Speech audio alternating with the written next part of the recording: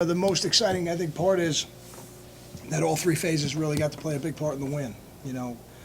On offense, certainly a big touchdown run by Juwan, a big run that flips the field by Savon, a touchdown catch by Brandon Coleman, and then on defense, Brandon Jones had a chance for pick six earlier in the game, and then comes back and gets one a little later in the game. So that's exciting to see him come back like that, and certainly that kickoff return by Jeremy at the end of the first half is a huge play in the game. I thought we had some nice plays on kickoff coverage by T.J. Johnson. That was really exciting to see that, even though they may go unnoticed by the casual fan. They're big plays in the game because if he doesn't make those tackles, the field position swings could be significant.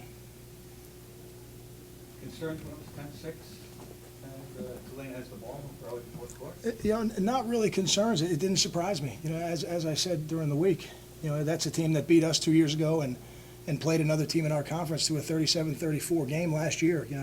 They're a good football team. They've got a head football coach who knows a tremendous amount about offensive football. They got an excellent staff, and they got hard-working players. So it didn't surprise me that it was a close game.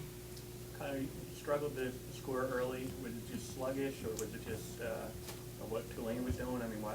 No, I didn't think it was sluggish at all. I think early in the game we had a 10-play drive. I was excited about some of the things we did early. I think we had some penalties that kept us, from scoring. We had a missed field goal early in the game, and it was nice to see Kyle come back after that and make some kicks.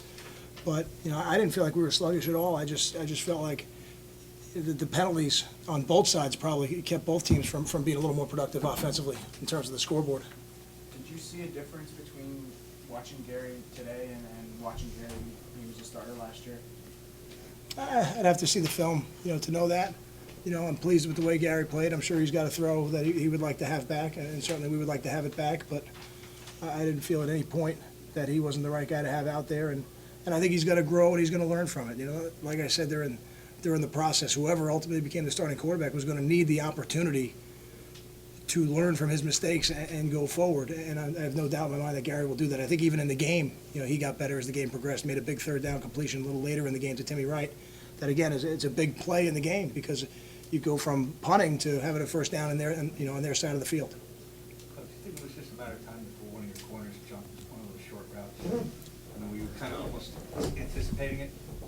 I thought we'd have a chance just because Brandon Jones had the chance earlier in the game. I thought Logan Ryan was close to a couple of them, but Brandon Jones actually had a chance to pick one, and it just kind of went through his fingers. So, yeah, I felt like at some point, if they kept throwing it as much as they did, and we could continue to stop the run the way we did, we would have a chance at another one. Coach Brandon's a guy who's fought through injuries and so forth, doesn't get to practice all the time. How good do you feel for him? Fifth-year senior, There's no. make a big play like It's just another great example of the value of the seniors in your program. The people that you have 4 and 5 years of your hard work in the weight room and your hard work on the practice field invested in those players. And when you have a guy like Brandon Jones and he's able to produce, that quickly in a season, it doesn't surprise me. It's just another example of how important those seniors are. The teams that really excel, at the college level generally have their 4th and 5th year players playing at a high level. What about just the play of defense in general? You don't give up a touchdown until, in essence, the game is settled. Well, it starts with stopping the run. And I think if you stop the run, you're always going to play good defense, and we did a great job of that tonight. How about your run game? I mean, you talked about trying to establish it early and Juwan over 100 yards. Yeah, it was good to see that. It was good to see Juwan pick up a little bit, from where he left off last year, and it was good to see Savon break out on one of those runs as well. Until I look at the film, I don't know how happy I am with it. Certainly, I'm pleased with the production on paper. I think there might have been a little bit we left out there tonight in the run game, but that's what the season is for. Hopefully, as the season goes on, we can get better and pick up some more of those yards. How do you think Coach Brock fared in his debut as your coordinator? I don't have any concerns about Coach Dave Brock. I worked for 5 years with Dave.